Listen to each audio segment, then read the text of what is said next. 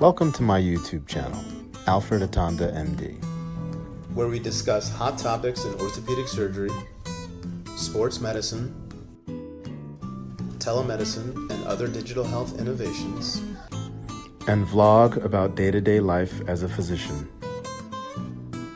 Please enjoy the next video, and don't forget to like, comment, and subscribe to my channel.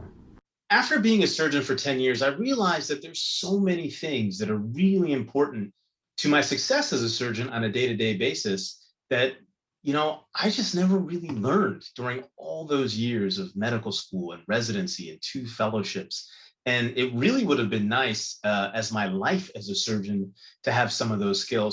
So I thought I'd go ahead and put together a video series describing some of these things. And this first video is really just a high-level video to touch on some of the major themes of things that I wish I had learned during all those years of training that would be very, very helpful to me now.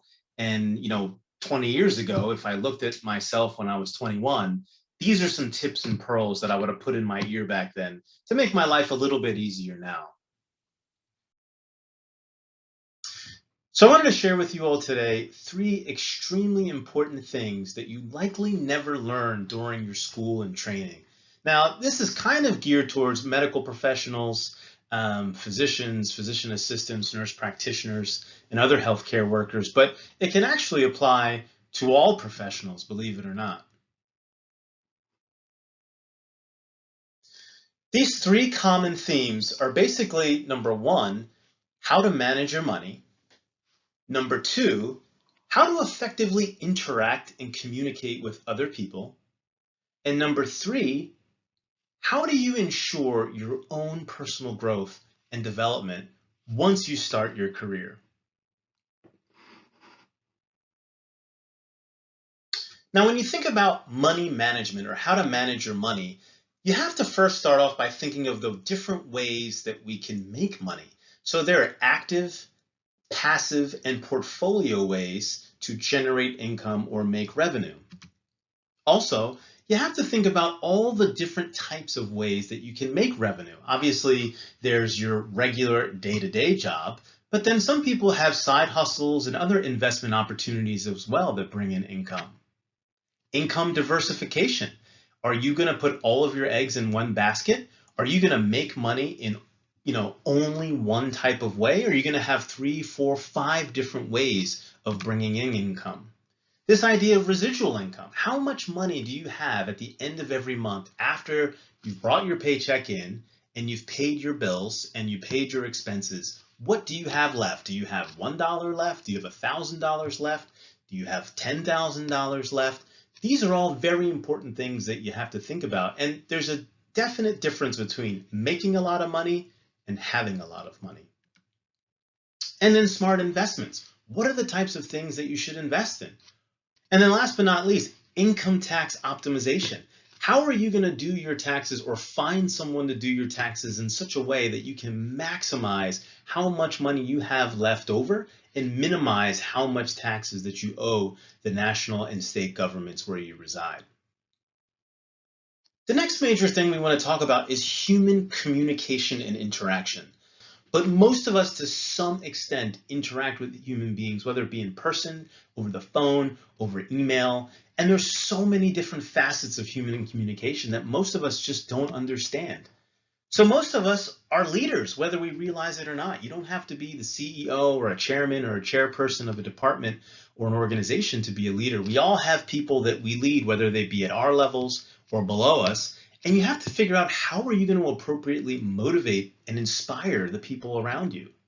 And communication, as we talked about, how are you going to be self-aware and understand the power of the words that you say to your colleagues and the power of the words that they say to you?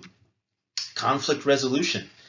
This is inevitable when you work with other human beings. How do you identify conflict? How do you prevent conflict from escalating and ultimately coming to a resolution that's appropriate for everybody?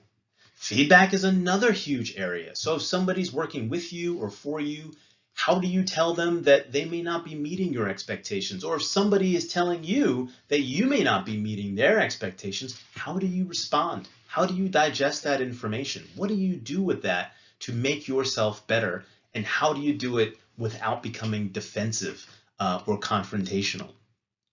Corporate politics, whether you work in a hospital, an organization, a high-level corporation, there's going to be politics that you're going to have to learn how to navigate. And unfortunately, for a lot of us, you don't realize how to navigate those politics till you work there for 3, 4, 5, 6 years. It'd be really, really nice to know up front how to identify those sorts of political hierarchies in an organization and how to deal with them and navigate them appropriately. Change management, regardless of where you work, what field you work in, specifically in healthcare, there's going to be all sorts of change that's happening. And you have to, A, be somebody that can be a change agent and initiate change, but you also have to be able to deal with change and accept change when it's been put upon you. The difficult or struggling colleague. We've all had coworkers who just drive us crazy.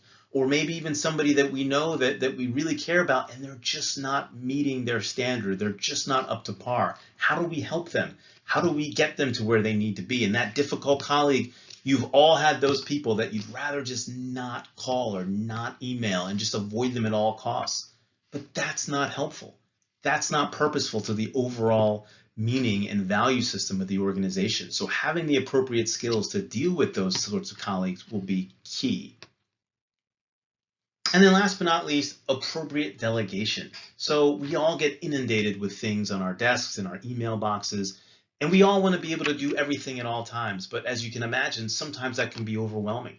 We have to figure out how to appropriately ask for help, lean on other people, delegate things accordingly without feeling that we're shirking our responsibilities or dumping on other people. And the last major theme I wanted to highlight briefly is your own personal growth and personal development. How are you going to ensure from the day that you start your career to map out an appropriate plan for you that's going to ensure your own well-being? We're all very good, specifically in healthcare and academic medicine, at planning out how we're going to go from assistant professor to associate professor to maybe vice chair or associate chair. But we don't do these sorts of things for our own well-being, and that's going to be key. How do you identify those people around you that are going to support you, whether it be your professional colleagues or the people in your personal life, your family, your spouses, your children, your siblings, your neighbors, people in your church? You have to identify people that can help you and support you through your career. Again, we touch on this idea regarding motivation and inspiration. Motivation is things that is more external, the things that poke and prod us and move us along. Inspiration is going to be those things that come from within, that drive us, that fire in the belly. How are you going to identify the factors that motivate versus inspire you? How are you going to call on those things and use them to your benefit? How are you going to find purpose and meaning in the job that you do? You know, you want to love what you do, but you also want to be good at it and be able to be paid for it. How are you going to be able to find that sweet spot where you find that true purpose or your true calling for whatever it is that you've decided to do with your career? Imposter syndrome is something that we've all dealt with at some point, where you just don't feel like you belong. You feel that you're an imposter. You feel that you're going to get sought out. You try to hide any flaws or mistakes that you make so people don't see them or you don't get exposed.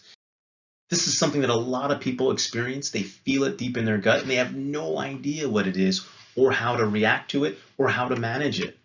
Self-confidence and self-esteem issues are huge as a professional, specifically in the healthcare academic environment where you're brought up and you're constantly put to the task of how much knowledge you have at any given one point, specifically for residents and fellows. Everywhere you go, somebody is testing your knowledge, and how you're going to be self-confident without being overly arrogant and manage self-esteem and have a healthy amount of self-esteem is something that's going to be very helpful.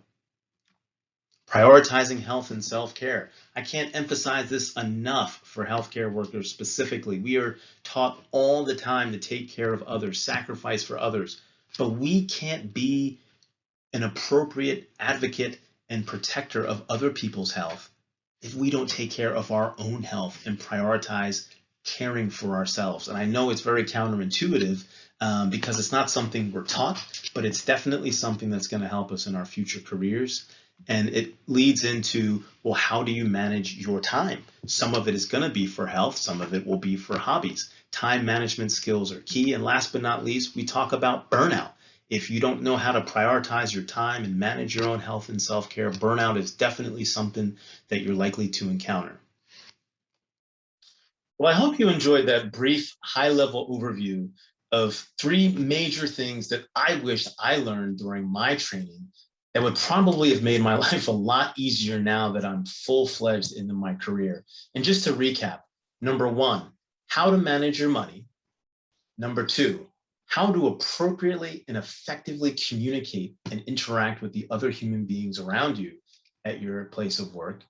And number 3, how do you appropriately ensure your own personal growth and development? Now, as we touched on in the previous slides, there is so much to dive into and to talk about. And this video is just meant to be a brief, high-level overview. I'm going to make many, many more videos that go through each topic one by one, where you can learn and identify all of these different topics and figure out how to best optimize them for you in your particular professional situation. Thanks again for watching.